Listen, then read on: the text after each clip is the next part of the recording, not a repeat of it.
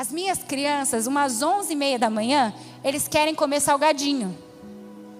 Se eu deixar a Luísa e Davi comerem um Cheetos 11h30 da manhã, quando chegar meio-dia, eles vão comer almoço, sim ou não? Eles vão comer arroz com feijão, sim ou não? Sabe o que nos tira a fome? Barriga cheia de tranqueira. Sabe o que nos tira a fome?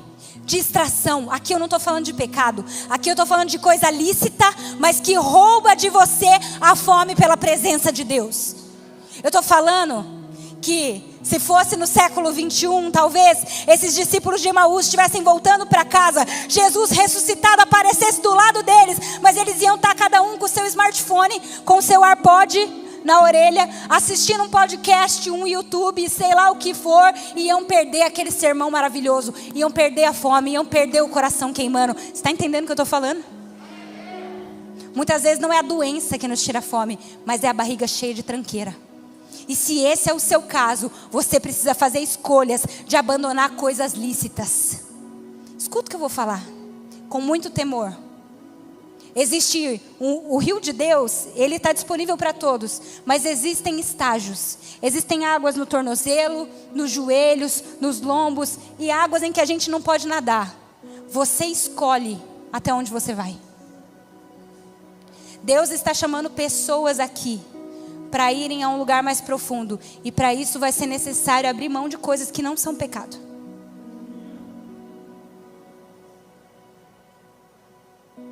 Vai ser necessário abrir mão de coisas que são só distrações, mas que tantas vezes nos roubam a fome. Eu tenho uma coisa para falar para você. Jesus nunca despreza um coração quebrantado e contrito. Aqueles discípulos dizem: fica conosco, Senhor. Sabe o que Jesus faz? Ele entra. Porque como nós aprendemos na semana passada, eis que estou à porta e bato. Se alguém abrir, eu entrarei e cearei com ele e ele comigo. Aqueles discípulos receberam na sua casa a visita mais ilustre do mundo. Jesus chega naquela casa junto com eles e ele senta na mesa. Esse lugar tão familiar. Mas Jesus pega o pão e ele faz algo muito interessante. Ele dá graças. Eu fui do Família Debaixo da Graça a minha vida inteira, né? E eu era pastoreada pelo pastor Rogério, que inclusive eu amo ele. Um beijo pro pastor Rogério, se ele está me ouvindo. Mas eu sei imitar a oração do pastor Rogério, para você ter uma ideia. Foi tanto tempo de convivência que eu sei exatamente as palavras que ele usa para orar. E eu imagino que tenha sido mais ou menos isso que aconteceu com aqueles discípulos. Quando Jesus pegou o pão e começou a dar graças, eles começaram a olhar um para o outro e falar assim: eu conheço alguém que ora desse jeito.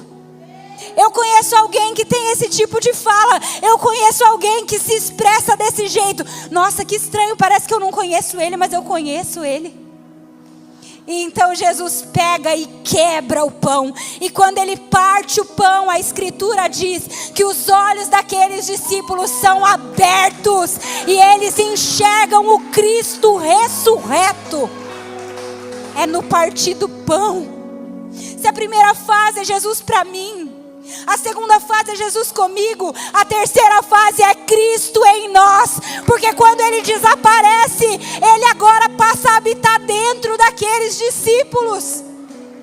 Ah, meus irmãos, eu vim aqui falar para vocês uma coisa muito simples. O nível mais profundo, o nível mais maduro de cristianismo só acontece na mesa do Senhor. É na comunhão dos santos, é na igreja. Olhe para o seu lado, é Cristo em nós, a esperança da glória. O problema é que a gente acha que igreja é isso aqui que acontece no domingo.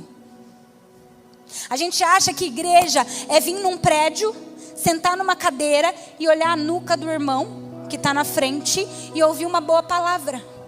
Isso não é igreja, isso é religião. O corpo de Cristo é um organismo vivo. Você quer realmente ser igreja? Eu peço para você, por favor, quem aqui faz parte de um DNA? Levanta a mão. DNA, se você está aqui pela primeira vez, são as igrejas, é a igreja nas casas. Levante a mão quem é do DNA. Agora olhe para o lado e veja quem não está com a mão levantada. Você que é do DNA, você tem um trabalho. Você vai convidar alguém que nunca foi num DNA. Porque lá na nossa casa, lá nós somos igreja. Lá nós misturamos vida. Lá nós conhecemos o nome um do outro. Lá nós afiamos um ao outro. Lá nós somos realmente essa mesa. Eu preciso pedir para você que você faça parte da igreja. Que você misture a sua vida conosco. Não apenas bata cartão num prédio de domingo. É uma bênção. Isso aqui é a nossa reunião coletiva para adorar. Mas tem mais.